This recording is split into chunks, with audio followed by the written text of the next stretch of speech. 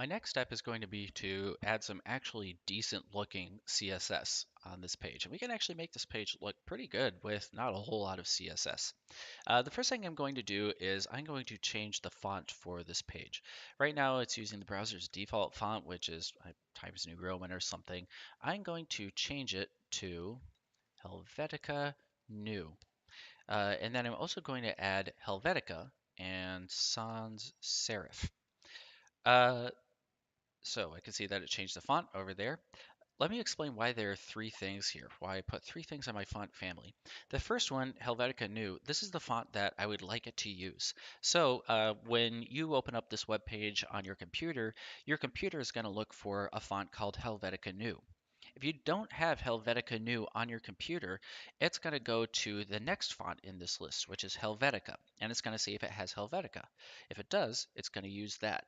If it doesn't, then it's going to go on to this last thing. So this is an umbrella term for a family of fonts. Every single font is in one of five different families of fonts. There is sans serif, serif, monospace, cursive, and fantasy. And Helvetica is inside sans serif.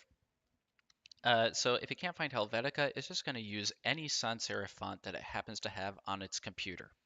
There are ways of embedding fonts in a web page in the same way that you would embed an image so that anyone accessing your web page automatically has access to this font. But we're not going to do that right now because that's a little bit more advanced. Okay, so I have my font family. Let me set up a font size. I'll say everything should be 18 pixels and that the line height, the amount of space between lines of text, should be 30 pixels. All right, that's a start. Also, just as a matter of sort of personal preference, I like to not use just plain old black as a color for everything. I like to use a slight gray color. So that's what I'm doing here with 444. It doesn't really make too much of a difference yet, but when you're working on a white background, having pure black on pure white, that can add a lot of contrast, which makes it a little bit harder on the eyes. Using a dark gray, but not quite black font, that makes everything just look a little bit easier on the eyes. Okay, so I'm also going to align everything to the center of the page. There we go, it's looking better already. And then I'm going to make Robert, aka Robin Thomas, big and bold. So I'm going to give it a bigger font size. I'll say 36 pixels, a bigger line height of 50 pixels, and I'm going to make it bold as well. There we go. Let's see. One of the last things I'm going to do is square images. Those are pretty passe. I like round images, especially for images of people. So what I'm going to do is I'm going to use the border radius property. Even if this image doesn't actually have a border, you can still use border radius to add some rounding on the corners. So if I do like just 20 pixels, you can see that the corners are a little bit round now. But if you use 50%, then it makes it a complete circle. I think this looks pretty nice.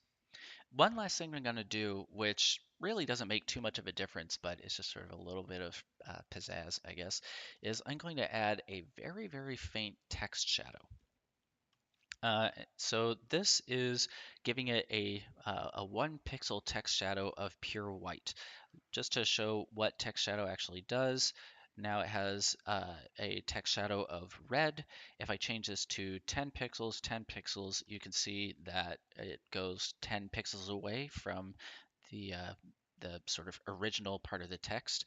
You can use this third thing here to change how blurry the text should be. If it's 0, it's not going to be blurry at all.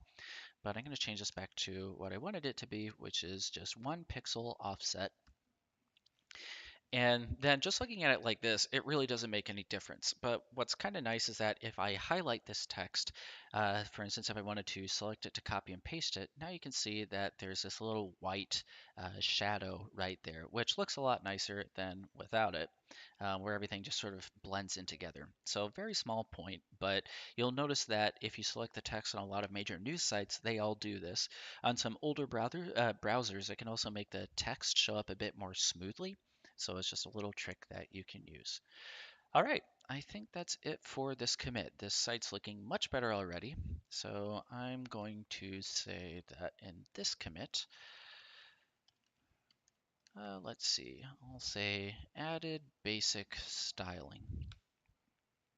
And then I'll push that up to origin master. And then I want to be able to admire my work on the internet, so I'm going to do git push origin master again, this time adding GH pages onto the end of it. So it's going to push my master branch to the GH pages branch. And then when this is done, now I can go back to my Robert aka Robin.github.io, refresh the page, and there it all is.